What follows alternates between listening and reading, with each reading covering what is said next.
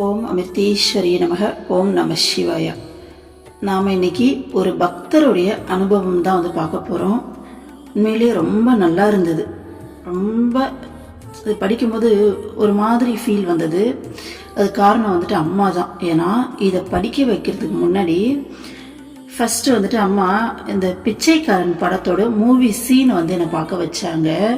ஆக்சுவலாக அந்த படத்தை நான் இது வரைக்கும் பார்த்ததில்லை. ஆனால் வரும்போது நான் கேள்விப்பட்டிருக்கேன். அம்மாக்காக அவர் பிச்சை எடுப்பார் அவங்க ஹெல்த்துக்காக அப்படின்றது கேள்விப்பட்டிருக்கேனே தவிர பார்த்ததில்லை. நான் மூவிஸ் அதிகமாக பார்க்க மாட்டேன். இப்போ கிடையாது, எப்பயுமே எங்கள் வீட்லேயே அதிகமாக என்கரேஜ் பண்ண மாட்டாங்க. அதனால் அதிகமாக மூவிஸ் எல்லாம் பார்க்குற வாய்ப்பு எனக்கு இருக்காது, பார்த்ததில்லை. நேச்சராகவே அந்த இன்ட்ரெஸ்ட் எனக்குமே இருக்காது. அப்போது அந்த படத்தோடைய ஃபுல்லாக பார்க்கல, யூடியூப்பில் சீன்ஸ் மட்டும்தான் இருந்தது. அந்த சீன்ஸில் அவர் ஃபஸ்ட்டு பிச்சை எடுக்கிறதுக்காக தன்னை ரெடி பண்ணுவார் பார்த்தீங்களா. அவரால் முடியாது. ஏன்னா இத்தனை நாளாக அவ்வளோ லக்ஸரியாக வாழ்ந்த ஒரு மனுஷன் திடீர்னு பிச்சை எடுக்கணும்னா எப்படி முடியும்? அவரை பார்த்தா யாரும் பிச்சைக்காரன்னு சொல்லி அக்செப்ட் கூட பண்ணிக்க மாட்டாங்க. கடைக்கு போனோட கஸ்டமர் தான் நினைப்பாங்க. அப்போது அவர் தன்னைத்தானே அந்த உருவாக்கிக்கிற அந்த சீன்ஸை தான் அம்மா கண்ணில் காமிக்கிறாங்க. அப்படியே பார்க்குறேன். நான் ஒரு 1/2 hour பார்க்குறேன். பார்த்து முடிச்சுட்டு அம்மா ஒரு மனிதர் மேலே அந்த அன்பு அளவுக்கு அதிகமான அந்த அன்பு வந்துச்சுன்னா அவங்களுக்காக நம்ம என்ன வேணா செய்யலான்ற அந்த ஸ்டேஜுக்கு நம்ம போயிடுறோம் இல்லைம்மா. உண்மையாக யோசிச்சு பாருங்க. உங்களுக்கு ஒருத்தர் மேலே அந்த பியூரான அன்பு, அவங்க மேலே அவ்வளவு ஒரு அன்பு, கண்டிப்பாக இந்த அன்புக்காக எல்லாருமே ஏங்கி இருப்போம். அந்த அளவுக்கு ஒரு அன்பு ஒருத்தர் மேலே உங்களுக்கு இருக்கு. நீங்கள் ஒருத்தர் மேலே வச்சிருக்கீங்கன்னா அவங்களுக்காக எதை வேணா செய்யலாம் அப்படின்ற அந்த கட்ஸ் நமக்குள்ள கண்டிப்பா இருக்கும். நம்ம அதை கண்டிப்பா உணர முடியும் யோசிச்சு பார்த்தா. அப்போ ஒரு மனிதர் மேல நம்ம ஒரு அன்பை வச்சுட்டோம், அபரிமிதமான அன்பை வச்சுட்டோம்னா அவங்களுக்காக எந்த ஸ்டேஜுக்கு வேணாலும் போகலாம், என்ன வேணா பண்ணலாம், ஏன் உயிரை கூட கொடுக்கலாம் அப்படிங்கிற அளவுக்கு நம்ம மைண்ட் துணியுது. அப்ப ஏன் இறைவன் மேல இந்த எண்ணம் அவ்வளோ சீக்கிரம் வரமாட்டேனுது? இறைவன் நமக்காக எவ்வளவு செய்யறாங்க. அதுவும் குரு வந்த பிறகு இறைவன் கூட எவ்வளோ நெருக்கமா டிராவல் பண்றோம். நமக்காகவே நேரமும் காத்துக்கிட்டு இருக்காரு, நம்ம கூடவே இருக்காரு, நமக்கு எல்லாத்தையும் கூட இருந்து செஞ்சு கொடுக்குறாங்க. ஸோ குரு தான் நம்மளுடைய இறைவன். என்னமா கேர் பண்றாங்க, ஒவ்வொரு செகண்டும் தாங்குறாங்கல்ல. ஆனா உனக்காக நான் என்ன வேணாலும் செய்ய ரெடி அப்படின்ற மென்டாலிட்டி வர்றதுக்கு அவ்வளோ டைம் எடுக்குது. நம்ம வந்துருச்சுன்னு நினைச்சாலும் நம்ம ஊடுருவி பார்த்தோம்னா கண்டிப்பா நம்மக்கிட்ட நமக்கான எதிர்பார்ப்புகள் இருக்கும். எனக்கு இதெல்லாம் வேணும் அப்படின்னு சொல்லிட்டு அதை விட்டுட்டு எனக்கு நான் அப்படிங்கிறது ஒன்றுமே கிடையாது, எனக்கு எதுவுமே வேணாம், உனக்காக நான் என்ன வேணாலும் செய்கிறேன் அப்படின்ற அந்த ஸ்டேஜ் அடைஞ்சிட்டோம் அப்படின்னா நம்ம ஈஸியாக முக்தி அடைஞ்சிருவோம். ஆனால் அந்த ஸ்டேஜ் அடையிறது எவ்வளோ கஷ்டமாக இருக்கு இல்லைம்மா. நார்மலாக கூட இருக்க ஹியூமன் பீயிங் மேலே இந்த பாசம் ரொம்ப ஈஸியாக வருது. ஆனால் ஒரு கடவுளாக இருந்து கூட இருந்து எங்களை இவ்வளோ தூரம் பார்த்துக்கிறோம், ஆனால் உன் மேலே வர்றது எங்களுக்கு எவ்வளோ கஷ்டமாக இருக்கு இல்லைம்மா அப்படின்ற மாதிரியான ஒரு எண்ணம். இது அப்படியே மைண்டில் போயிட்டே இருக்கும்போது அடுத்தது பார்த்தீங்கன்னா அம்மா தான் செய்கிறாங்க இதெல்லாம். ஒரு சில டைமில் அம்மா பார்த்தீங்கன்னா நமக்கு ஏதாச்சும் ஒரு ஃபீலை கொடுத்து அதை நல்லா உணர வைப்பாங்க. அந்த விதத்தில் இந்த பிசாசு படத்தில் போகும் பாதை தூரம் இல்லைன்னு ஒரு சாங் வரும் பார்த்தீங்களா, அதை கேட்க வச்சிட்டாங்க.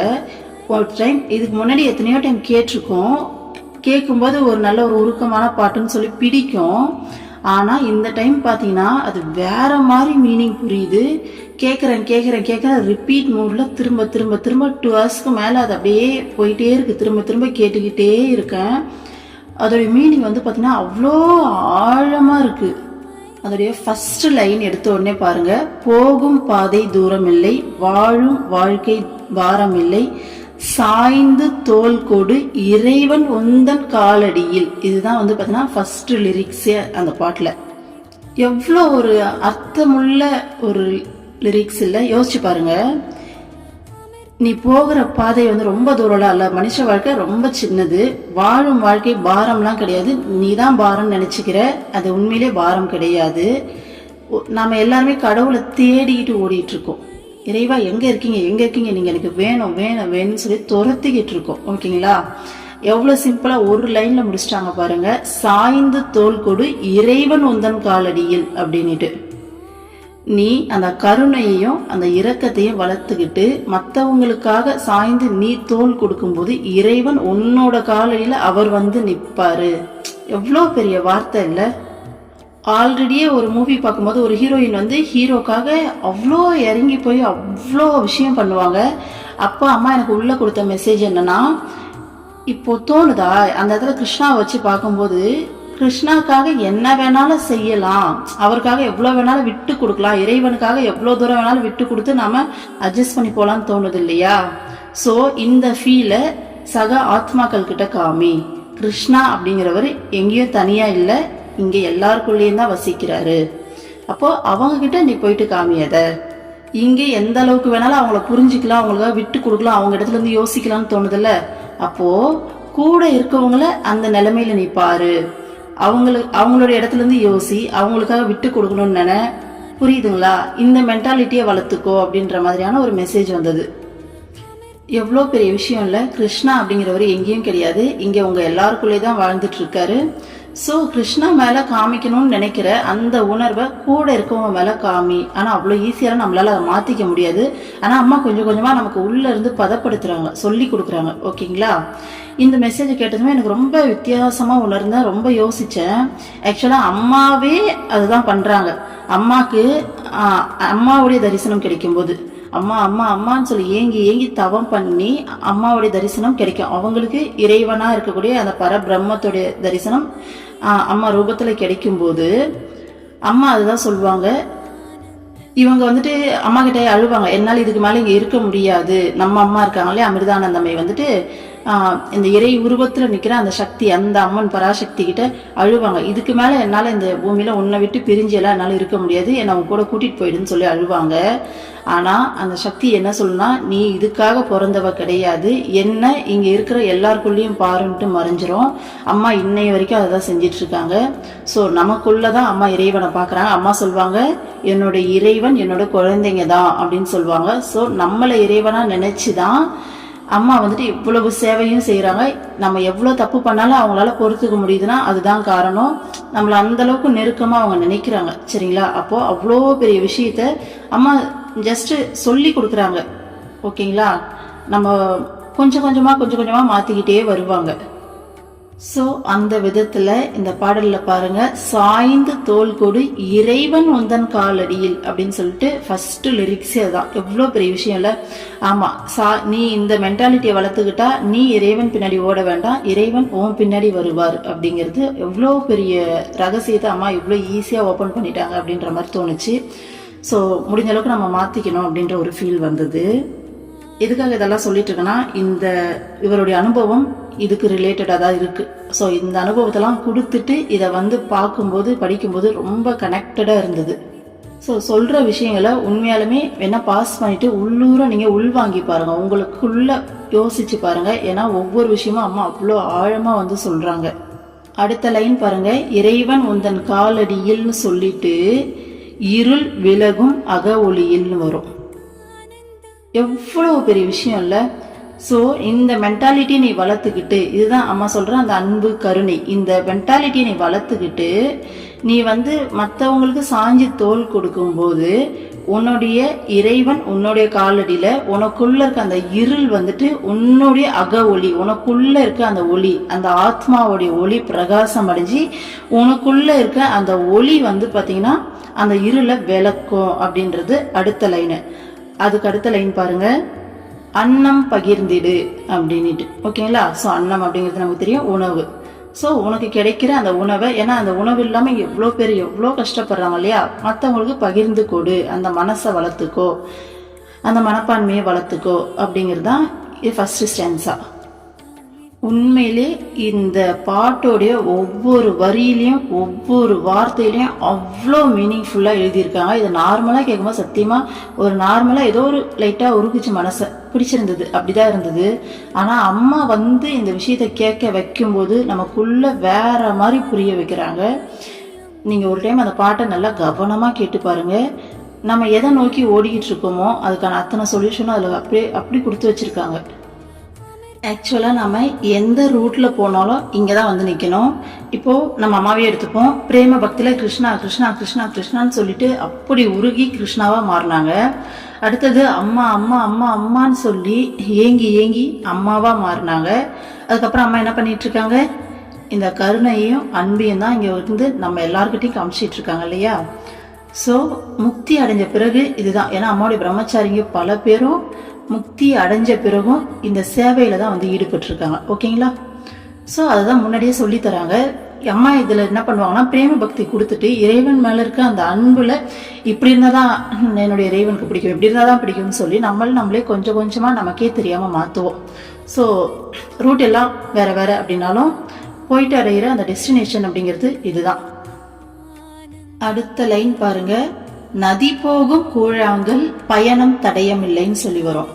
ஸோ இதுதான் கோ வித் த ஃப்ளோ அப்படின்வாங்க. நம்ம லைஃப்ல எப்பயுமே நம்ம என்ன பண்ணுவோம்னா எதிர்ப்போம் நடக்கிற விஷயங்களை. எனக்கு ஏன் இது நடக்குது, இது ஏன் ஏன் ஏன் ஏன் கேள்வி கேட்கிற வரைக்கும் நமக்கு அங்க தடங்கள் மட்டும்தான், தடை மட்டும்தான். எப்போ நாம நடக்கிற விஷயங்களை அது எப்படி நடக்குதோ அப்படியே முழுமையா அக்செப்ட் பண்ண ஆரம்பிக்கிறோமோ அப்பதான் வந்து பாத்தீங்கன்னா லைஃப் ரொம்ப ஸ்மூத்தா உண்மையிலே இறைவனுடைய பிளானுக்கு நம்ம லைஃப் வந்துட்டு போக ஆரம்பிக்கும். நம்மளுடைய இந்த குறுகிய அறிவை வச்சு நம்ம அதை கேள்வி கேட்டுக்கிட்டு இருக்க வரைக்கும் அது ஒரு தடுப்பு மாதிரி, ஒரு பிளாக்கேஜ் மாதிரி. ஸோ இறைவன் நமக்காக என்ன பிளான் வச்சிருக்காரோ அதை நம்மளால கெட் பண்ண முடியாது. எது நடந்தாலும் இறைவனுடைய விருப்பப்படி தான் நடக்குது. அதுதான் சரண்டர். அம்மா சொல்லி கொடுக்குற சரண்டரன்ஸ். முழுமையா சரணாகதி அடி. ஏன்னா இறைவன் உனக்கு நல்லது மட்டும்தான் கொடுப்பாரு. அவர் மேல முழுமையான நம்பிக்கை வச்சு முழுமையான சரணாகதி அடி அப்படின்னு சொல்லி நம்ம குரு கிட்ட அந்த முழுமையான சரணாகதி அடையும் போது இந்த விஷயம் நமக்கு வரும். ஓகேங்களா. ஸோ அது வரும்போது லைஃப் ரொம்ப ஸ்மூத்தா இருக்கும். எல்லா விஷயங்களையும் அவ்வளோ அழகா நம்ம அக்செப்ட் பண்ணுவோம். அக்செப்ட் பண்ணிக்கிட்டு கண்டிப்பா என் குரு என் கூட இருக்காங்க, ஏதோ ஒரு நல்லதுக்காக தான் இந்த விஷயம் நடக்குது, இல்லைன்னா இதை அலோவ் பண்ணியிருக்க மாட்டாங்க அப்படின்னு சொல்லிட்டு அந்த சரணாகதி அடையும் போது நமக்கு இந்த மனநிலை வருது. ஓகேங்களா. நம்ம தனிப்பட்ட முறையில் இருந்தால் நம்ம ரொம்ப பயப்படுவோம். ஓகேங்களா. ஸோ இதுதான் நதி போகும் கூழாங்கல் பயணம் தடயம் இல்லை அப்படிங்கிறது அடுத்த லைனு. அடுத்த லைன் பாருங்க, வலி தாங்கும் சுமை தாங்கி மண்ணில் பாரம் இல்லை அப்படின்னு சொல்லி வரும். ஸோ எவ்வளவு பெரிய லைன் இல்லது. வலியை தாங்குற சுமை தாங்கி கல் வந்து பார்த்தீங்கன்னா மண்ணுக்கு பாரம் கிடையாது. ஏன்னா அதுவே வந்து பல பேர்த்தோடைய வலியை தாங்குது. ஸோ அந்த மாதிரி நாம மாறணும். நம்ம அம்மாவை எடுத்துக்கோங்க, வலி தாங்குற சுமை தாங்கி கல்லு தானே அம்மா. நம்ம அத்தனை பேர்த்தோடைய வலியையும் கர்மாவையும் அம்மா தாங்குறாங்கல்ல. அவங்க வந்து பார்த்தீங்கன்னா இந்த மண்ணுக்கு எவ்வளோ பெரிய வரமா இருக்காங்க இல்லையா. ஸோ சிம்பிள், அவ்வளோதான். இந்த ஒரு லைனை அம்மா கூட மேட்ச் பண்ணிடலாம். நம்மளால அம்மா அளவுக்கு மாற முடியாது, இருந்தாலும் உனக்கு கொடுக்கக்கூடிய அந்த சின்ன சின்ன சிச்சுவேஷன்ஸை நீ வந்து பார்த்தீங்கன்னா இந்த அன்பு கருணைங்கிற இந்த மனப்பான்மையோட பார்த்து அதை முதல்ல ஃபேஸ் பண்ணி உனக்குள்ள சின்ன சின்ன மாற்றங்களை கொண்டு வா அப்படிங்கிற மெசேஜ் இதில். ஓகேங்களா. ஸோ அடுத்த லைன் பாருங்க, ஒவ்வொரு அலையின் பின் இன்னொரு கடல் உண்டு நம் கண்ணீர் இனிக்கட்டுமே அப்படின்ற மாதிரி வரும். இதை நார்மலா பார்த்தோம் அப்படின்னா லைஃப்ல ஒவ்வொரு அலை அப்படிங்கிறது வரக்கூடிய கஷ்டங்கள், அந்த கஷ்டத்தோட இந்த வாழ்க்கை முடிஞ்சிடல, அதுக்கப்புறமா வாழ்க்கை வந்து இருக்கு. அந்த அலையோட ஐயோ முடிஞ்சதுலாம் நம்ம நினைப்போம். ஆக்சுவலா அதுக்கு பின்னாடி அவ்வளவு பெரிய கடல் இன்னமும் இருக்கு அப்படிங்கிறது அதோட மீனிங் இல்லையா. நான் இதை நம்மளுக்கு எப்படி மேட்ச் பண்ணிக்கலாம்னு சொல்லி எனக்கு தோணுச்சுன்னா, நிறைய விஷயம் நமக்கு கர்மா வந்துட்டு கழிப்பாங்க அம்மா. கர்மா அம்மா கழிக்கிறதுல நம்மளுடைய கர்மா இருக்கும். அந்த கர்மாவை நம்ம தாண்டி வரும்போது தான் நம்ம அடுத்த ஸ்டேஜுக்கு வந்து ஏற முடியும். ஓகேங்களா. அப்போ அந்த ப்ராசஸ்ல நம்ம இருக்கும்போது ரொம்ப வலிக்கும், ஒரு மாதிரி கஷ்டமா இருக்கும். அப்போ நாம இதை வந்து மேட்ச் பண்ணிக்கலாம். இந்த ப்ராசஸை முடிச்சு தாண்டி நம்ம அடுத்தது போகும்போது உண்மையாலுமே லைஃப்ல நம்ம அடுத்த ஸ்டேஜுக்கு ஏறி நிற்போம். அம்மா வந்து எப்பயுமே நார்மலாலாம் பிளஸ் பண்ண மாட்டாங்க. நான் என்ன சொல்றேன், கொடுத்த ₹1 காசுக்கு 1000 ரூபாய்க்கு எதிர்பார்க்குறான் பாருன்ற மாதிரி உண்மையாலுமே அம்மா ₹1 கஷ்டத்தை கொடுத்துட்டு 1000 ரூபாய்க்கு வந்து அந்த பிளஸ்ஸிங்ஸையும் அந்த பலனையும் வாரி வாரி கொடுப்பாங்க. ஏன்னா நம்மளோட வலி அவங்களால தாங்க முடியாது, அம்மாவால ஐயோ எப்படிலாம் கஷ்டப்பட்டுருச்சேன்னு சொல்லிட்டு அப்படி வந்து அம்மா பிளஸ் பண்ணுவாங்க. ஓகேங்களா. அப்போ நமக்கு அந்த சின்ன சின்ன ப்ராசஸ்லாம் நமக்கு நடக்கும்போது அந்த வலியை கொஞ்சம் தாங்கிக்கிட்டோம்னா அதுக்கப்புறம் மிகப்பெரிய சந்தோஷமான விஷயம் நமக்கு கிடைக்க போகுது அப்படிங்கிற மென்டாலிட்டியில் அதை நம்ம தாண்டி வரலாம். ஓகேங்களா. அடுத்த லைன் பாருங்க, கருணை மார்பில் சுனை கொண்டவர் யார் அன்னை பால் என்றாலே அப்படின்னு சொல்றாங்க.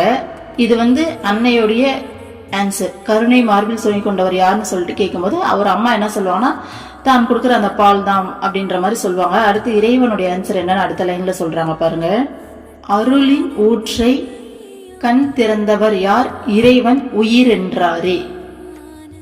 அந்த ஒட்டுமொத்த அருளோடைய ஊற்ற கண் திறந்த வடிவமா எங்க வச்சிருக்கேன்னா இறைவன் இன்னும் ஒவ்வொரு உயிருக்குள்ளேயும் தான் நான் வச்சிருக்கேன். இது வந்துட்டு உண்மையிலுமே நல்லா டீப்பா யோசிச்சு பார்த்தா இது வேற மாதிரி புரியும். இந்த கருணை அன்பு அப்படிங்கிற இந்த அருளுடைய ஊற்றையே ஒரு உயிருக்குள்ள வச்சுதான் இறைவன் படைச்சிருக்காருங்க.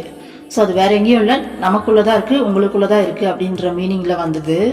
இறைவன் அந்த கருணையோட வடிவமா அன்போடைய வடிவமா தான் நம்மளை படைச்சிருக்காரு. நம்மளுடைய ஈகோயிக் மைண்டால நான் அப்படிங்கிற தன்மையால இதெல்லாம் புரியாம ரொம்ப குறுகிய ஒரு வட்டத்துக்குள்ள வாழ்ந்துகிட்டு இருக்கோம். ஓகேங்களா? ஸோ அடுத்த லைன் பாருங்க.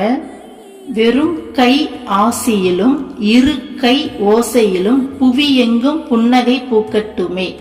பாருங்க, வெறும் கை ஆசி அப்படிங்கிறது உங்ககிட்ட எதுவுமே இல்லைனாலும் பரவாயில்ல, மனசார ஒருத்தன் நல்லா இருக்கணும், நீ நல்லா இரு அப்படின்னு சொல்லி மனசார வாழ்த்துற அந்த வாழ்த்து இருக்கு இல்லையா, உங்ககிட்ட எதுவும் இல்லை, நீ எதையும் கொடுக்க வேண்டாம், ஆனா மனசார அடுத்தவன் நல்லா இருக்கட்டும்னு சொல்லி அந்த மனமாற வாழ்த்துற அந்த மனம் இருக்கு பாத்தீங்களா, அது இருக்கை ஓசையிலும். நம்ம தனிச்சு செயல்பட்டா இங்க எதுவும் நான் வந்துட்டு பெருசா சிறப்பா இருக்காது. இருக்கை சேரும் போதுதான் அந்த ஓசை, அந்த மாதிரி நமக்குள்ள அந்த ஒற்றுமை ஓங்கும் போது, மனமாற அடுத்தவங்க நல்லா இருக்கட்டும் அப்படிங்கிற எண்ணமும் இந்த மனித சமுதாயத்துக்குள்ள நமக்குள்ள அந்த ஒற்றுமையும் ஓங்கும் போது புவி எங்கும் புன்னகை பூக்கட்டுமே. அப்ப இந்த உலகம் முழுசா அந்த புன்னகை எவ்வளவு சந்தோஷமா இருக்கும். யோசிச்சு பாருங்களா, இப்ப நம்ம இருக்கோம் இல்லையா, இப்போ இந்த உலகம் இப்ப இயங்கிட்டு இருக்கியா இல்லையா, இந்த மாதிரி இல்லாம ஒவ்வொருத்தருடைய மனசுக்குள்ளேயும் அடுத்தவங்க நல்லா இருக்கட்டும் அந்த மனமாற அந்த எண்ண மாற்றம்,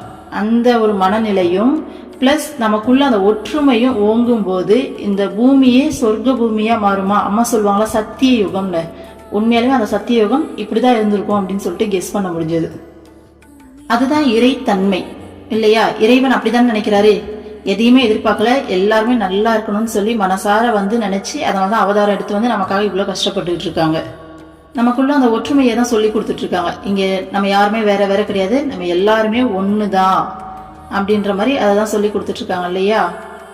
ஆக்சுவலா இந்த பாட்டுல வர எல்லா விஷயமே அம்மா தன்னுடைய நடைமுறை வாழ்க்கையில தன்னுடைய பிள்ளைங்களுக்கு ரொம்ப கிளியர் கட்டா சொல்லி கொடுத்து கூட்டிட்டு போற விஷயம் தான். ஆனா இந்த ஒரு பாட்டுல அவ்வளோ அழகா அவ்வளோ விஷயத்த கோத்து இதை எழுதி பாடியிருக்காங்க. ரொம்ப சூப்பரா இருந்தது கேட்கும்போது. நீங்களும் அந்த பாட்டை ஒரே ஒரு டைம் ஆச்சும் மனசார கேட்டு பாருங்க. மேபி உங்களுக்கு இதை விட இன்னும் டீப்பா இன்னும் அழகா புரியலாம். எனக்கு இந்த அளவுக்கு தான் புரிஞ்சது. அம்மா தன்னுடைய குழந்தைங்களோட மனசுல அந்த அன்பையும் கருணையும் எப்படி எவ்வளோ அழகா விதைக்கிற இல்லம்மா நீ அப்படின்ற மாதிரி எவ்வளோ விஷயம் தெரியுமா. நம்ம இதை கேட்டு முழுசா மாற மாட்டோம். ஆனா அம்மா என்ன பண்ணுவா, திரும்ப இன்னொரு சுச்சுவேஷன் கொண்டு வருவா, திரும்ப வேற விதத்துல சொல்லி கொடுப்பாங்க. சலிக்காம திரும்ப திரும்ப பல விதத்துல பல ஆங்கிள் சொல்லி கொடுத்துக்கிட்டே இருக்காங்க. உண்மையாலுமே இந்த பொறுமையும் இந்த அன்பும் கடவுளால மட்டும்தான் கொடுக்க முடியும். குழந்தைங்களே, நீங்க பாத்தீங்கன்னா இந்த பூமியில வாழற இந்த காலத்துக்கு ஓடி ஓடி சேர்த்து வச்சு இந்த லைஃப் டைம்ல சந்தோஷமா வாழ்ந்துட்டு இதோட முடிக்கிறதுக்கான வாழ்க்கை இது கிடையாது. இதுக்கப்புறம் ஒரு லைஃப் இருக்கு. நீங்க இங்க ஜஸ்ட் ஒரு டூரிஸ்ட் பிளேஸ் மாதிரி தான் வந்திருக்கீங்க. அந்த இறைவனா மாறுறதுக்காக தான் இங்க வந்திருக்கீங்களே, அதுதான் உங்களுடைய நோக்கமே. அப்ப அந்த அன்பின் உருவமா நீங்க மாறினாதான் இறைவனோட ஐக்கியமாக முடியும் அப்படின்னு சொல்லிட்டு எத்தனை விதத்துல அம்மா பாத்தீங்கன்னா சொல்லி கொடுக்குறாங்க பாருங்க. அந்த அன்பையும் கருணையும் கத்துக்கதான் இங்க வந்திருக்கீங்க. சோ அன்பின் உருவமா மாறிட்டா நீங்க இறைவன் ஆயிடலாம். இறைவன் பின்னாடி நீங்க ஓட வேண்டாம், இறைவன் உங்க பின்னாடி வருவாரு அப்படின்னு சொல்லி எந்த அளவுக்கு அம்மா சொல்லி கொடுக்குறாங்கல்ல. அம்மா சொல்லிக்கிற இந்த விஷயங்கள்ல ஒரே ஒரு பாயிண்ட பிடிச்சி அதை நம்ம லைஃப்ல உருப்படியா முழுசா நம்ம ஃபாலோ பண்ணிட்டோம்னா அதோட நம்ம உண்மையாலுமே இறைவன் கூட ஐக்கியமாவே ஆயிடுவோம். ஆனா அது நமக்கு அவ்வளோ ஈஸி இல்லை. ஆனா இருந்தாலும் அம்மா விட மாட்டாங்க, நம்மளை கண்டிப்பா கொண்டு போயிடுவாங்க. நாமளும் நம்மளால அளவுக்கு நம்ம மைண்டை மாத்திக்கிறதுக்கு நம்ம ட்ரை பண்ணணும். ஓகேங்களா? ஸோ அதுக்கு ரிலேட்டடா இது எல்லாத்தையும் சொல்லிட்டு அடுத்தது அம்மா இந்த கதையை என் கண்ணில் காமிச்சாங்க. ஸோ இந்த மைண்ட் செட்டோட இதை படிக்கும்போது தான் இது புரிஞ்சது. ஓகேங்களா? அதனால தான் ஃபர்ஸ்ட் இது எல்லாத்தையும் எக்ஸ்பிளைன் பண்ணிட்டு இதை நான் படிக்கிறேன். இந்த மைண்ட் செட்டோட போய் படிக்கும்போது தான் எவ்வளோ பெரிய விஷயம் அம்மா பண்றாங்க அப்படின்றது தெரிஞ்சது. படிக்கிறேன், அப்படியே கேளுங்க. 2018ஆம் ஆண்டு அம்மா இத்தாலிக்கு வந்தபோது நான் அம்மாவை தரிசிக்க சென்றேன். அந்த சமயத்தில் நான் ஒரு ஜோதிடரை காணவும் சென்றிருந்தேன். அவர் என்னிடம் அமிர்தபுரிக்கு சென்று சில காலம் தங்குமாறு கூறினார்.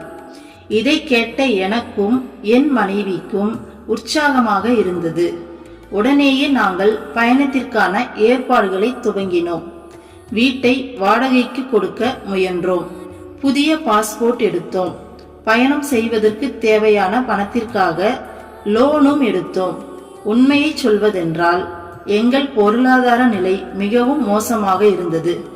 ஸோ என்ன சொல்றாங்க, அம்மா 2018 இத்தாலிக்கு வந்திருக்காங்க.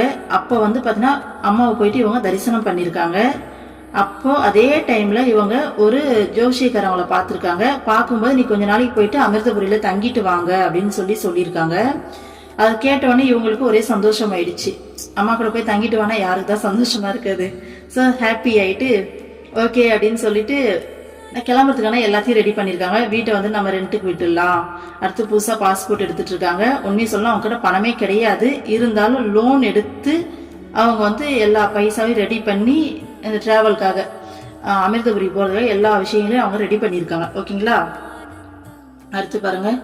எங்கள் பொருளாதார நிலை மிகவும் மோசமாக இருந்தது. அமிர்தபுரியில் சில மாதங்கள் தங்கிவிட்டு திரும்பி வரும்போது பின்லாந்தில் எங்கள் செலவுகளுக்கு மிகவும் கஷ்டப்பட நேரும் என்பது எங்களுக்கு நன்றாகவே தெரியும்.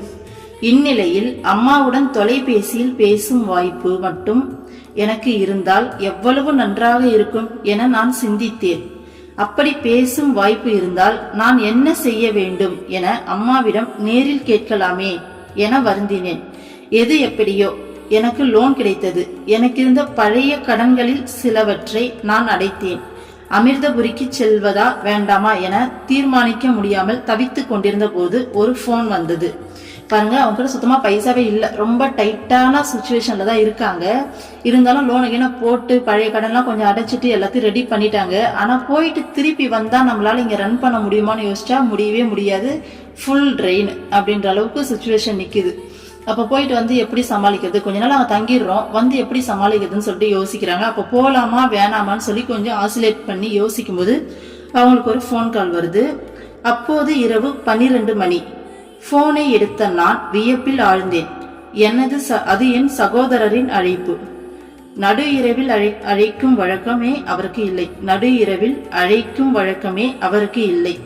பேச்சினிடையில் நான் எதிர்பாராத வகையில் அவர், இப்போது பாரதத்திற்கு செல்வது சரியான தீர்மானம் அல்ல. நான் சொல்வதை கேள். அப்படி செல்வதால் உனக்கு ஒரு நன்மையும் இல்லை என்றார். இதை சொல்லிவிட்டு சட்டென போனை வைத்து விட்டார். என் சொந்த விஷயத்தில் இதுவரை தலையிடாத சகோதரனின் வார்த்தைகள் என்னை திகைப்படைய செய்தது. சரி, இப்போது ஒரு தீர்மானத்திற்கு வர வேண்டாம் என்று பயணம் செல்வதற்காக சிறிது காலம் காத்திருக்கலாம் என்று முடிவு செய்தேன். சோ இந்த டிவோட்டி என்ன பண்றாரு, அம்மா கிட்ட மட்டும் போன்ல பேசினா எவ்வளோ நல்லா இருக்கும்ல, அம்மா கிட்டே ஸ்ட்ரெயிட்டா கேட்டுடலாம்ல, அம்மா நான் வரட்டுமா வேணாமான்னு. ஆனா அந்த வாய்ப்பு நமக்கு இல்லையே, நம்ம எப்படி இதுல டெசிஷன் எடுக்கிறது அப்படின்னு சொல்லி குழம்புறாரு. அப்போ அப்படி குழம்பிட்டு இருக்கும்போது சரி ஓகே அப்படின்னு சொல்லிட்டு யோசிச்சுட்டே இருக்கும்போது நடுராத்திரில அவருடைய சகோதரர், அவருடைய பிரதர், அண்ணனோ தம்பியோ கால் பண்றாங்க. பண்ணி இது வரைக்கும் அந்த மாதிரி பண்ணதே கிடையாதாமா, மிட் நைட்லாம் டிஸ்டர்ப் பண்ண மாட்டாங்களாமா, இந்த மாதிரி இவருடைய சொந்த விஷயத்துல தலையிட்டு பேசவே மாட்டாராமா. திடீர்னு கால் பண்ணி இப்போதைக்கு நீ பாரதம் அப்படிங்க, நம்ம இந்தியா இல்லையா, இந்தியாவுக்கு போறது சரியான முடிவா இருக்காது, வேண்டாம் அப்படின்னு சொல்லிட்டு டக்குன்னு போனை வச்சுட்டாராமா. இவர் என்ன நினைச்சாரு, அம்மா கிட்ட ஒரு போன் பேசினா நல்லா இருக்குமே நினைச்சாரு. அம்மா அவங்களுடைய அந்த சகோதரர் வழியா கால் பண்ணி பேசி இருக்காங்க. ஸோ இதை புரிஞ்சுக்கிட்டு அவரு ஓகே இன்னும் கொஞ்ச நாள் கழிச்சு நாம இதை டெசிஷன் எடுத்துக்கலாம்னு சொல்லி கொஞ்சம் தள்ளி போட்டிருக்காரு. ஓகேங்களா. இதற்கிடையில் அமிர்தபுரி செல்வதற்கு என் மனைவிக்கு விடுப்பு கிடைக்காது என்பதும் தெரிய வந்தது. மேலும் எனக்கு ஒரு வேலை கிடைத்தது. முதியோர் இல்லத்தில் உள்ள முதியோர்களுக்கு தேவையானவற்றை செய்வதுதான் அந்த வேலை. இந்த வேலைக்காக நான் விண்ணப்பம் செய்திருந்தேன். மேலும் அங்கு பணிபுரிவதற்கான பயிற்சியும் எடுத்திருந்தேன். மனதளவில் என்னை மிகவும் பாதித்த வேலை அது. கடினமான மறதி நோயால் பாதிக்கப்பட்ட நோயாளிகள் உள்ள வார்டில் தான் எனக்கு வேலை. ஸோ இதுக்கு நடுவில் அவங்க ஒய்ஃப்க்கு மிஸ்ஸஸ்க்கு பார்த்தீங்கன்னா லீவும் கிடைக்காது அமிர்தபுரிக்கு போறதுக்கு அப்படின்றது தெரிஞ்சிருச்சு. அடுத்தது இவருக்கும் ஒரு வேலை கிடைச்சிருக்கு, முதியோர் இல்லத்துல வேலை கிடைச்சிருக்கு. அந்த முதியோர் இல்லத்துல கிடைச்ச வேலை எப்படியாப்பட்ட வேலை அப்படின்னா கடுமையான மறதி நோயால பாதிக்கப்பட்டவங்களாமா. ஓகேங்களா. ஸோ அந்த மாதிரி இடத்துல இவருக்கு ஒரு வேலை கிடைச்சிருக்கு. ஓகேங்களா? முதுமை, நோய், மரணம் ஆகியவற்றையே நான் தினமும் கண்டேன். இதுதானா மனிதனின் முடிவு என நான் சிந்தனையில் ஆழ்ந்தேன். நினைவையும் உறவுகளையும் இழந்தவர்கள் அவர்கள். எதை சாப்பிடுவது, எதை குடிப்பது என்று முடிவு செய்யக்கூட அவர்களால் முடியாது. எங்கு போக வேண்டும், யாரை காண வேண்டும், என்ன செய்ய வேண்டும் என எதுவும் தெரியாதவர்கள். அவ்வளவு ஏன், தான் யார் என்பது கூட அவர்களுக்கு தெரியாது. ஒரு சுதந்திரமும் இல்லாமல் சிறையில் இருப்பவனுக்கு கூட தனது எதிர்காலம் குறித்து இதைவிட நல்ல எதிர்பார்ப்பு இருக்கும் என எனக்கு தோன்றியது. விடுதலை பெறவும் தவறுகளை திருத்திக் கொண்டு நல்லவனாக வாழவும் அவனுக்கு ஒரு வாய்ப்பு உண்டு. ஆனால் மறதி நோயிலிருந்து விடுதலையே இல்லை. அதன் முடிவு மரணம்தான். இதுவே மறுக்க முடியாத உண்மை.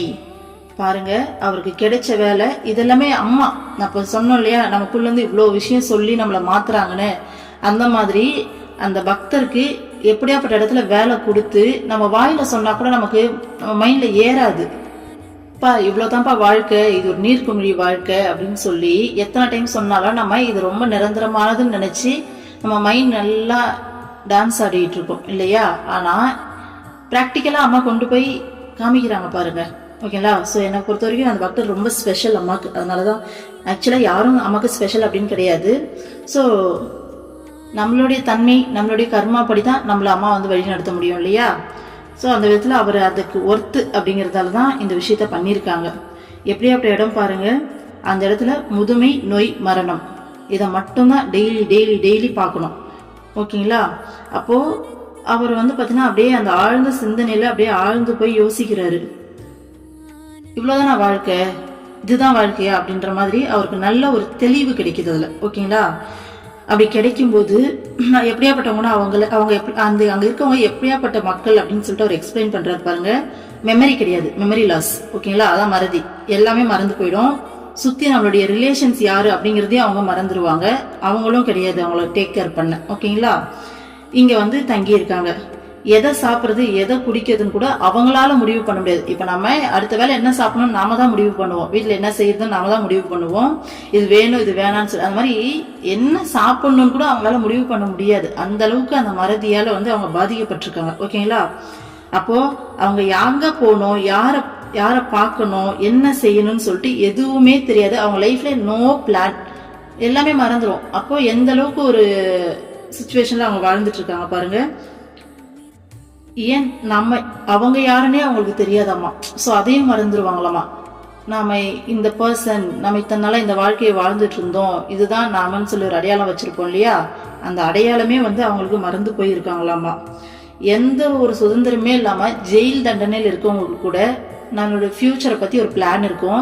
ஜெயில இருந்து வந்த பிறகு திருந்தி வாழறதுக்கான ஒரு வாய்ப்பு இருக்கும். ஆனா இங்க அது கூட கிடையாது. இங்க இந்த நோயோடைய மறதின்றது எப்பயுமே சரியாக போதில்ல. முதுமையில் இருக்காங்க. கடைசியா இந்த மறதியிலே வாழ்ந்துட்டு கடைசியா இறந்து போயிடணும், இதுதான் இவங்களோட முடிவு அப்படிங்கிற அவரோட பார்வை இந்த மாதிரி இருக்கு. அந்த பேஷன்ஸை ஃபர்ஸ்ட் பார்க்கும்போது இந்த ஆங்கிள் அவர் பார்த்து அவருக்குள்ள சிந்திக்கிறாரு. இதுதான் வாழ்க்கையா, என்னடா இது அப்படின்னு சொல்லிட்டு டீப்பா வந்து திங்க் பண்றாரு. பண்ணிட்டே அவர் லைஃப் அப்படியே ரன் ஆகுது. அடுத்து பாருங்க. நாள்கள் கடந்து சென்றன.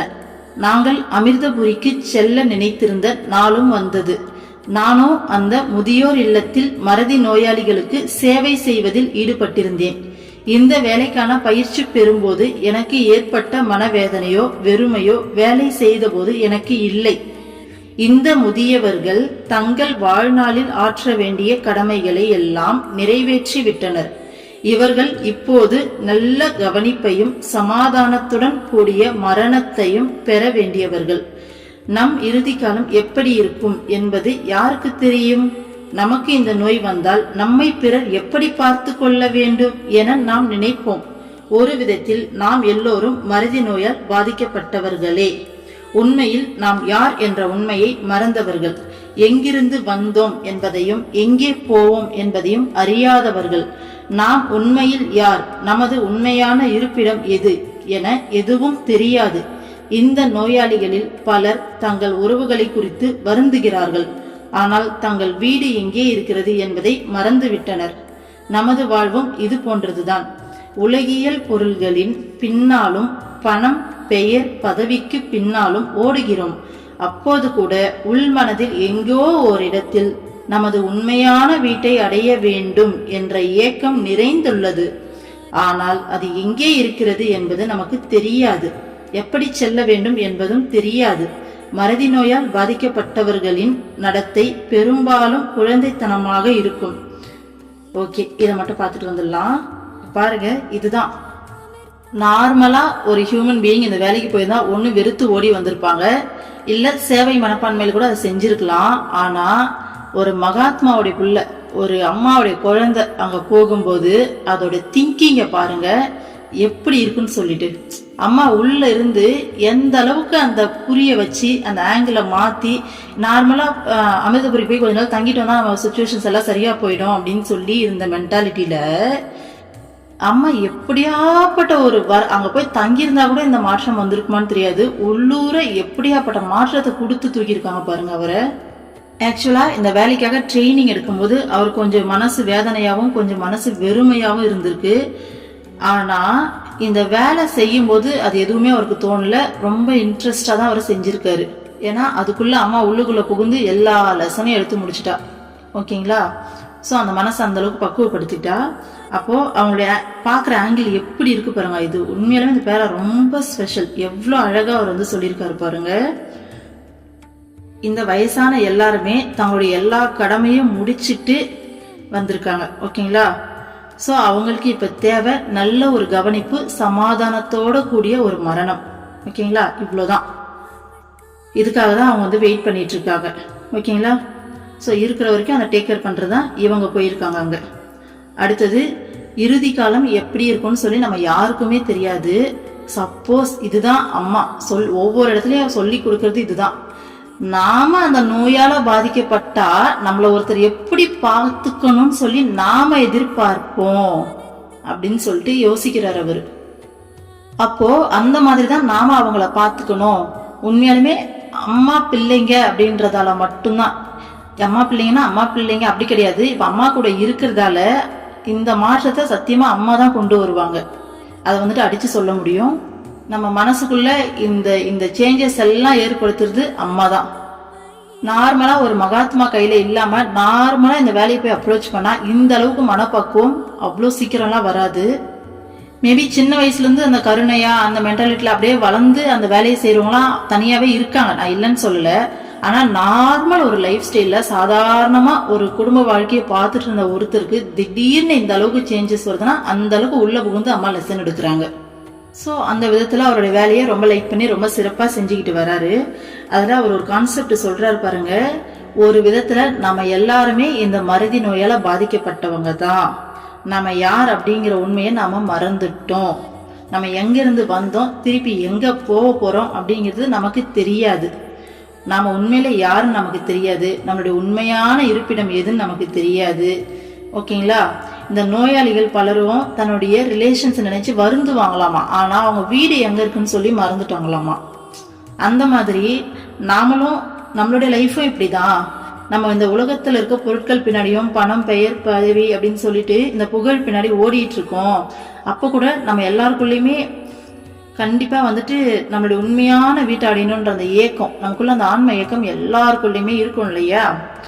சோ ஆனா அது எங்க இருக்கு, நம்ம எப்படி போனோம் அப்படின்ற எல்லாத்தையுமே நம்ம மறந்துட்டோம், நமக்கு தெரியாது.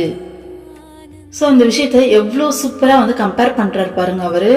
நம்ம அவங்கதான் நோயாளி பாவம் அப்படின்ற ஆங்கிள் பாக்குறோம். சோ அவங்க நம்மள டேக் கேர் பண்ணிக்கணும், அன்பா இருக்கணும், கருணையா இருக்கணும். நாம அந்த நோயால பாதிக்கப்பட்டா நம்ம எப்படி ஃபீல் பண்ணுவோம், எப்படி பாத்துக்கணும் நம்மள நினைப்போம். அந்த மாதிரி நாம அவங்கள பாத்துக்கணும்னு நினைக்கிறது அந்த அன்பு கருணையுடைய உச்சம். ஓகேங்களா? ஆனா அதையும் தாண்டி இந்த திங்கிங்கை பாருங்க. உண்மையில நம்ம எல்லாருமே மறந்தவங்க தானே. நம்ம எங்க இருந்து வந்தோம், திருப்பி எங்க போக போறோம், எதுக்காக இங்க வந்திருக்கோம், எல்லாத்தையுமே மறந்துட்டோம். நம்மளுடைய சொந்த வீடு எங்கன்னு சொல்லி தெரியாது, அதுக்கு எப்படி போகணும்னு நமக்கு தெரியாது. அவங்களுக்கும் வீடு எங்க இருக்குன்னு எப்படி போகணும் அட்ரஸ் மறந்துட்டாங்களாமா. அந்த மாதிரி நம்மளோட உண்மையான அட்ரஸ் எது, நம்ம எங்க இருந்து வந்திருக்கோம், திரும்ப எங்க போனோம், அங்க எப்படி போகணும் அப்படிங்கிற விஷயங்கள் உட்பட எல்லாத்தையும் மறந்தவங்க தானே நாம. மறந்துட்டு பணம், பதவி, புகழ்னு சொல்லிட்டு இந்த உலக வாழ்க்கைக்கு பின்னாடி ஓடிட்டு இருக்கோம் அப்படிங்கிறாரு. எவ்வளவு பெரிய விஷயம் இல்ல? அடுத்தது பாருங்க. மறதி நோயால் பாதிக்கப்பட்டவர்களின் நடத்தை பெரும்பாலும் குழந்தைத்தனமாக இருக்கும். சில வேளைகளில் முட்டாள்தனமாக இருக்கும். சாதாரண மனிதர்களான நாம் அங்கும் இங்கும் ஓடி நடக்கிறோம். கண்களில் காண்பவற்றையெல்லாம் வாங்கி வைக்கிறோம். யாராவது நம்மை குறித்து தவறாக பேசினால் மனம் வருந்துகிறோம். இந்த நோயாளிகள் சில வேளைகளில் இயல்பாக இருப்பார்கள். நமது சேவைக்கு நன்றி சொல்வார்கள், அன்பு செய்வார்கள். அடுத்த நிமிடமே நம்மை அவர்களின் மோசமான எதிரி என்றோ அவர்களை கொல்ல நினைப்பதாகவோ நினைத்து நம்மை தாக்கவும் கூடும். இப்போது நம் வாழ்வையே பார்க்கலாம். நாம் ஒருவரை நேசிப்போம், பரஸ்பரம் பல உறுதிமொழிகள் கொடுத்து திருமணம் செய்து கொள்வோம். ஒரு இக்கட்டான நிலை வரும்போது இந்த நேசமெல்லாம் மறந்து போகும். அந்த உறவை துறந்துவிட்டு வேறு ஒரு துணையை தேடுவோம். நேற்று வரை உயிருக்கும் மேலாக நேசித்த ஒருவர் இன்று மோசமான எதிரியாக மாறுவார். இந்த வாழ்க்கை பாடங்களை எல்லாம் உள்கொண்ட போது அமிர்தபுரிக்கு செல்லும் விருப்பம் நிறைவேறாதது நல்லதே என்று எனக்கு தோன்றியது. அமிர்தபுரிக்கு செல்ல வேண்டும் என்ற என் விருப்பத்தில் ஒரு சுயநல நோக்கம் இருந்தது. சரி, ஓகே, பாருங்க. எப்படியாச்சும் அமிர்தபுரிக்கு போகணும்னு சொல்லிட்டு இருக்கிற ஒட்டுமொத்த பணத்தையும் திரட்டி போட்டு கடனை வாங்கி வீட்டை ரெண்ட்டுக்கு விடலான்னு சொல்லி கிளம்புன தன்னுடைய ஒரு குழந்தை வர முடியலையேன்னு சொல்லி வருத்தப்பட்ட அந்த வருத்தத்துக்கு அம்மா கொடுத்த கிஃப்டை பாருங்க. வாழ்க்கையவே புரிய வச்சிட்டாங்க. எவ்வளோ ஒரு அண்டர்ஸ்டாண்டிங்கான பார்வையில் அவரை பார்க்க வச்சுட்டாங்க பாருங்க. உள்ள இருந்து எவ்வளவு அம்மா புரிய வச்சிருக்காங்க பாருங்க. கடைசியா அவருக்கு நல்ல வேலை போகாததே நல்ல விஷயம்தான். இல்லைன்னா ஏன்னா நம்ம எல்லாரும் எதுக்காக ஓடிட்டு இருக்கோம்? இந்த உண்மையை தெரிஞ்சு புரிஞ்சுக்கிறது. அவருக்கு ப்ராக்டிக்கலா அம்மா லெசன் எடுத்து முடிச்சிட்டா. அப்போ அவருக்கே பரவாயில்ல, போகாதது நல்ல விஷயம்தான், அதனாலதான் நமக்கு இவ்வளோ பெரிய விஷயம் நடந்ததுன்னு சொல்லி தோன்ற அளவுக்கு அம்மா அவ்வளோ பெரிய கிஃப்ட்டை தூக்கி கொடுத்துட்டா பாருங்க. இந்த மனமாற்றம் மனசுதான். மனசு எப்போ முழுமையா மாறி உருப்படியா நிக்குதோ அதோட நம்ம இறைவன் ஐக்கியமாயிடுவோம். அப்போ எவ்வளவு பெரிய மனமாற்றத்தை எவ்வளவு குறுகிய காலத்துல அம்மா கொடுத்துருக்காங்க பாருங்க. ஸோ எந்த அளவுக்கு அவரை கம்பேர் பண்ண வைக்கிறாங்க பாருங்க. அம்மா உள்ள இருந்து எந்த அளவுக்கு லெசன் எடுத்து அவரால் இந்த அளவுக்கு கம்பேர் பண்ண முடியும்னு சொல்லி யோசிச்சு பாருங்க. ஒரு சில டைம்ல நோயாளிங்க சாதாரணமா இயல்பா இருப்பாங்களாமா. சேவைக்கு தேங்க்ஸ் சொல்லிட்டு ரொம்ப அன்பா நடந்துப்பாங்களாமா. அடுத்த செகண்டே அவங்கள கொல்ல வந்த எதிரி இவன் தாண்டான்னு சொல்லிட்டு டக்குன்னு சொல்லிட்டு அவங்கள அட்டாக் பண்ணுவாங்களாமா. ஸோ மறதி நோயில இருக்கவங்க இந்த மாதிரி எல்லாம் நடந்துப்பாங்களாமா. இப்போ நம்ம வாழ்க்கையோட அவர் கம்பேர் பண்றாரு. ஒருத்தரை நல்லா உயிருக்குயிரா நேசிக்கிறோம், நிறைய உறுதிமொழிகள் தரோம். என் வாழ்க்கையோட கடைசி மூச்சு வரைக்கும் உன் கூட தான், நீ தான் எனக்கு உயிர், உலகம் எல்லாமே, உன்னை தவிர எதுவுமே இல்லைன்னு சொல்றோம். கொஞ்ச நாள்லயே அதை மறந்துட்டு இன்னொரு ரிலேஷன்ஷிப்குள்ள இறங்குற அளவுக்கு நம்ம மைண்டு மாறி போயிடுது இல்லையா? அப்ப இந்த மறதி நோயாளிகளுக்கும் நமக்கும் என்ன வித்தியாசம் அப்படின்னு சொல்லிட்டு அவர் கம்பேர் பண்றாரு. ஓகேங்களா? சோ நேத்து வரைக்கும் உயிருக்கும் மேலா நேசிச்ச ஒருத்தர் இன்னைக்கு மோசமான எதிரியா தோன்றாங்களா? இவர் பாருங்க, அவங்க மறதி நோயாளிங்கன்னு சொல்லி தனியா பிரிச்சு வச்சு பார்க்கல, நம்ம கூட கம்பேர் பண்ணி பாக்குறாரு. நம்ம மட்டும் என்ன பண்ணிட்டு இருக்கோம்? அவங்க பாத்தீங்கன்னா ஒரு நோயின் இத இம்மிடியட்டா அப்படி நடந்துக்கிறாங்க. இந்த நோய் எல்லாமே மனிதர்களா இருக்க நாமளும் இந்த விஷயத்தை தான் பண்ணிட்டு இருக்கோம்னு சொல்லிட்டு அவ்வளோ அழகா கம்பேர் பண்ணி அந்த லைஃபை லெசன்ஸை எடுத்துக்கிறாரு. அம்மா உள்ள இருந்து அவ்வளோ விஷயம் அவ்வளோ, அதான் சொல்றேன், இந்த அளவுக்கு வேகமான சேஞ்சஸ் ஒரு மனுஷனுக்குள்ள அது ஒரு மகாத்மாவால தான் ஏற்படுத்த முடியும். ஓகேங்களா? ஸோ இந்த வாழ்க்கை பாடத்தை எல்லாம் அவர் எடுத்து உள்கொண்ட போது அப்படின்றாரு. உள்ளூர அவர் அக்சஸ் பண்ணும்போது அமிர்தபுரிக்கு போற அந்த விருப்பம் நிறைவேறாம போனது ஒரு நல்ல விஷயம் தான் சொல்லிட்டு அவருக்கே தோன்ற அளவுக்கு அம்மா பாத்தீங்கன்னா அவ்வளோ விஷயத்த கிஃப்டா கொடுத்துட்டாங்க. ஓகேங்களா?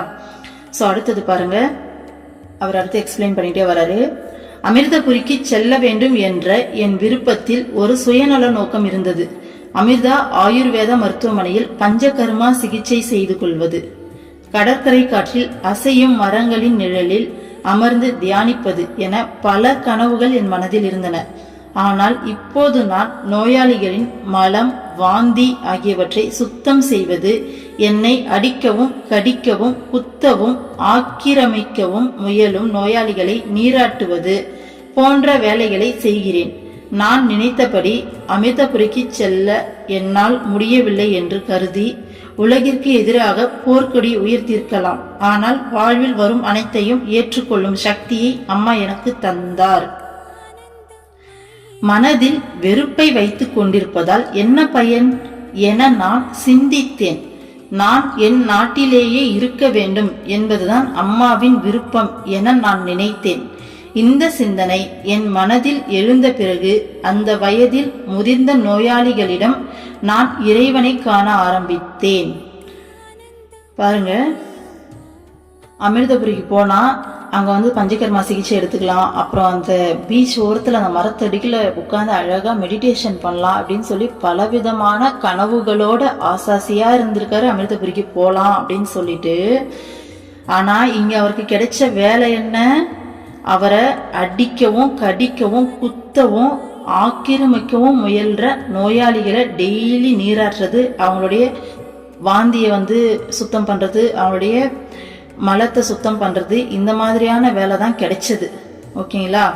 அப்போ அம்மா நான் உன்னாண்ட செட்டில்ட் ஆகலாம், உன் கூட வாழலாம்னு நினைச்சா எனக்கு இப்படியாப்பட்ட வேலையாமா நீ எனக்கு கொடுத்த அப்படின்னு சொல்லி அவரு இந்த சுச்சுவேஷன்ஸை எதிர்த்திருந்தா அவருக்கு என்ன மிஞ்சிருக்கும்? ஒரு நாள் மன வேதனையிலும் வலியிலையும் தான் அந்த வேலையை போய் செஞ்சிருக்கணும். எந்த பிரயோஜனமே இருந்திருக்காது. ஆனா அவர் சொல்றாரு பாருங்க, இத வாழ்க்கையில வர எல்லா விஷயத்தையும் அக்செப்ட் பண்ற அந்த மென்டாலிட்டியை அம்மா எனக்கு கொடுத்தாங்க அப்படின்றாரு. அதே மாதிரி மனசுல வெறுப்பு வச்சிருக்கிறதால எந்த பிரயோஜனமும் கிடையாது. என் நாட்டிலேயே நான் இருக்கணுங்கிறது அம்மாவுடைய விருப்பம், அம்மா முடிவு எடுத்திருக்காங்க, அதனால நான் அதை அக்செப்ட் பண்றேன் அப்படின்னு சொல்லிட்டு அவரு அம்மா பாத்தீங்கன்னா அவருக்குள்ள புகுந்து அந்த மனமாற்றத்தை கொடுத்திருக்காங்க. ஸோ இதுதான் அந்த பாட்டுல பார்த்தோம் இல்லையா, நதி போகும் கூழாங்கல் பயணம் தடையமில்லைன்னு. புரியுதுங்களா? அந்த கோ வித் த ஃப்ளோவோட போகும்போது அப்படியே கம்பேர் பண்ணி பாருங்க. இவர் மட்டும் இந்த சுச்சுவேஷன்ஸை எதிர்த்து இருந்தாருன்னா அவர் லைஃப் எப்படி இருந்திருக்கும். ஆனா அதை அக்செப்ட் பண்ணும்போது அவருக்கு எவ்வளோ பெரிய மனமாற்றம், எவ்வளவு பெரிய விஷயம் இன்னும் இருக்கு. அவர் எந்த அளவுக்கு மாறினார் அப்படிங்கிறது எவ்வளவு பெரிய கிஃப்ட் அவருக்கு கிடைச்சிருக்கு பாருங்க. ஸோ ஆக்சுவலாக இதை படிக்கிறதுக்கு முன்னாடி நான் அம்மா கிட்ட போயிட்டு ஒரு கொஸ்டினோட தான் உட்காந்தேன். அம்மா என்னதாம்மா பிளான் வச்சிருக்க, ஏமா எனக்கு ஃபீலிங்ஸ் அந்த கண்டினியூஸாக கொடுக்காம என்னை ஏமா அப்படி பண்ணுற அப்படின்னு சொல்லி நான் போயிட்டு இது பண்ணும்போது தான் அம்மா இந்த புக்கு இந்த மெசேஜை காமிக்கிறா. கோ வித் த ஃப்ளோ, எல்லாமே உன்னோட நன்மைக்காக தான் நடக்குது, கொடுக்கறத அக்செப்ட் பண்ணிக்கிட்டு அப்படியே வா நான் பார்த்துக்கிறேன் அப்படிங்கிற மாதிரி எவ்வளோ பெரிய மெசேஜ் தெரியுமா இது. ஸோ நமக்கு பிரேம பக்தி இப்படி கொடுத்து அப்படியே இறைவனோட உள்ளே மூழ்கி இப்படியாப்பட்ட ஒரு வாழ்க்கையை வாழணும், தப்பு கிடையாது, கரெக்டு தான். அப்படிங்கிற மாதிரி இருந்தாலும் நமக்கு என்ன கொடுக்கணும்னு சொல்லிட்டு இறைவன் ஒரு பிளான் வச்சிருப்பாரு. கண்டிப்பா கடவுளை கொடுப்பாங்க, அம்மா கொடுக்காம விட மாட்டாங்க. ஆனாலும் அப்படி ஒரு பிளான் வச்சிருப்பாங்க.